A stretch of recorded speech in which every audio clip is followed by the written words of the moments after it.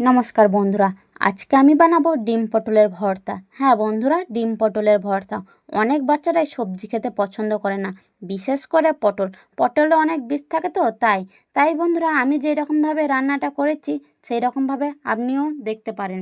এই রকমভাবে রান্না করে দিলে যেসব বাচ্চারা সবজি খেতে পছন্দ করে না সেই সব বাচ্চারা বুঝতেও পারবে না আসলে সে পটল খাচ্ছে নাকি ডিম।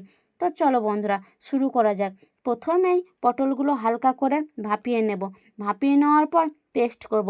পেস্ট করার সময় একটা ডিম দেব, আর কোয়া রসুন দেবো, আর একটা লঙ্কা দেবো। ভালো করে পেস্ট করার পর একটা কড়াই নেব। কড়াইয়ে হালকা করে তেল দিয়ে কালো জিরা দেবো।